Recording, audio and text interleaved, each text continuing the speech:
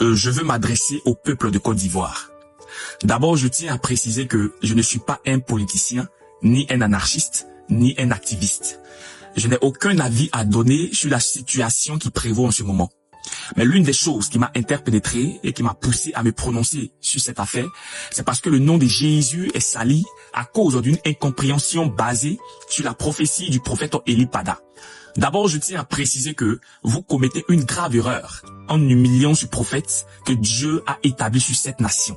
Seuls ceux qui ont l'esprit reconnaissent la voix de l'esprit. Eli Pada est un véritable serviteur de Dieu. Détrompez-vous, il ne fait pas partie des faux prophètes de cette nation. Et Dieu me l'a confirmé.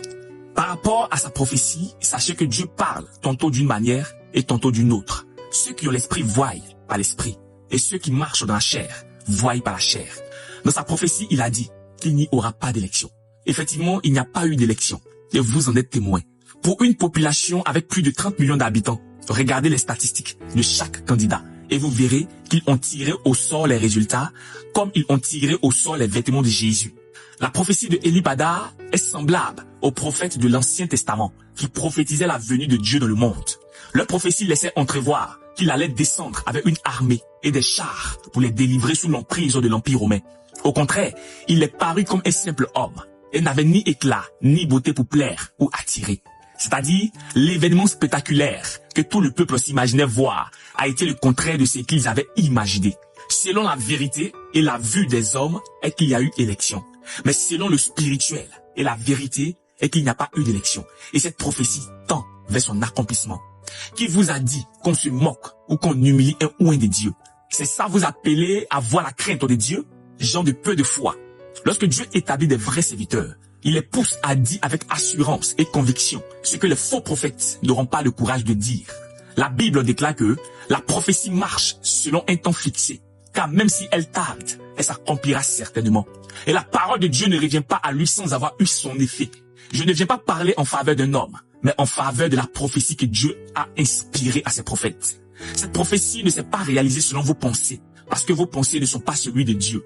Et cette prophétie ne s'est pas accomplie selon vos émotions et vos attentes, mais elle s'est accomplie selon le plan de Dieu pour cette nation.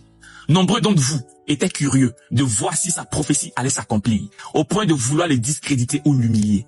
En réalité, beaucoup de partis politiques et de faux prophètes ont espéré qu'il y ait la guerre, les conflits ethniques, des affrontements, des manifestations et le sang versé en Côte d'Ivoire. Et le message derrière chaque prophétie était que vous demeuriez dans la prière, la repentance, la sanctification et l'amour, afin d'éviter une crise ou le sang versé. Et cela s'est accompli. Donc nos prières étaient qu'il n'ait pas de mort comme les années précédentes. Et Dieu nous a exaucés. Dieu n'est pas un Dieu de désordre, mais il est un Dieu d'ordre. Qui vous a dit que le prophète Eli Pada vous a menti? Le problème est que tous les regards et les espoirs reposaient sur ce prophète. Or, pour éviter que la gloire revienne à un homme, Dieu a préféré accomplir les choses en sa manière, parce qu'il ne partage pas sa gloire avec quiconque. Vous êtes découragés et abattus, parce que vous avez focalisé votre esprit sur la parole d'un homme, et non sur le Dieu qui prophétisait à travers lui. Maintenant, écoutez-moi. Le plan véritable de Dieu est d'apporter une aide nouvelle et une stabilité parfaite pour cette nation. Le plan de Dieu est de faire un tri et un nettoyage afin d'établir l'ordre, la paix et la justice. La Bible déclare que le juste en vivra par la foi. Mais à cause de ce qui s'est passé le samedi, certains se sont moqués de Dieu, certains se sont retirés, certains ont faibli dans la foi et certains ont eu à proférer des paroles injurieuses et ironiques. Si tu fais partie de ceux qui se sont moqués du prophète Eli Pada, et plusieurs serviteurs, commence à te repentir. Car la Bible déclare, on ne touche pas à mes oins. Dieu veut corriger ce peuple ivoirien. Et tous ceux qui se disent aux chrétiens, qui avaient un pied dedans et un pied dehors, Dieu vous a déjà remarqué. Tous ceux qui l'ont humilié et rabaissé, Dieu a déjà remarqué l'état de votre cœur. Le but de cette prophétie n'est pas de satisfaire vos désirs éphémères, basés sur vos problèmes au quotidien, mais vous conduit à la repentance et à rechercher Dieu en esprit et en vérité. En vérité, je vous le dis, Dieu va surprendre le peuple ivoirien et vous saurez qu'il y a encore des véritables prophètes. Beaucoup seront effacés du plan de Dieu parce qu'ils ont agi avec ignorance. Beaucoup seront condamnés et jugés parce qu'ils ont jugé un oint de l'Éternel. La Côte d'Ivoire est en phase de l'accouchement et tous ceux qui ont été intègres, tous ceux qui se sont abstenus de toute injure et de toute moquerie, entreront dans la promesse que Dieu a faite à cette nation. Le plan de Dieu n'est pas de verser le sang des Ivoiriens ou s'aimer la terreur, mais d'apporter la paix, le changement et la stabilité. Abstenez-vous de juger un serviteur de Dieu, sinon vous risquerez d'attirer un châtiment sur vous. Le temps est arrivé pour cette nation où Dieu fera éclater sa gloire. Les voix de Dieu sont insondables et on peut entendre les bruits du vent, mais on ne peut pas connaître d'où il vient et où il va. Tous ceux qui ont célébré et humilié ce prophète, attendez-vous à recevoir cette humiliation. Même certains pasteurs, par jalousie, par envie, par méchanceté, ont combattu et conspiré contre cette prophétie. Et ils viennent prétendre qu'ils ont l'autorité d'annuler ou accomplir une prophétie. Des plaisantins. La pensée s'exprime ainsi quand la sagesse de l'homme devient une folie. Vous avez quelle autorité? C'est lui de manipuler et d'assujettir le peuple? Au contraire, la prophétie suit son cours et vous serez dévoilés au grand jour.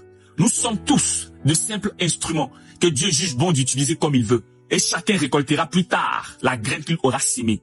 Le but du diable est de vous faire croire qu'il n'y a pas de véritable prophète sur cette terre ivoirienne. Ne vous laissez pas séduire et demeurez toujours dans la présence de Dieu. La Côte d'Ivoire verra la main de l'Éternel et on dira du jamais vu. Le but n'est pas de lutter contre la chair et le sang, mais renverser les forteresses et la puissance des ténèbres. C'est Dieu qui établit les autorités et c'est lui qui les retranche. Qui êtes-vous pour lutter contre le président Alassane Ouattara? Qui êtes-vous pour combattre son régime?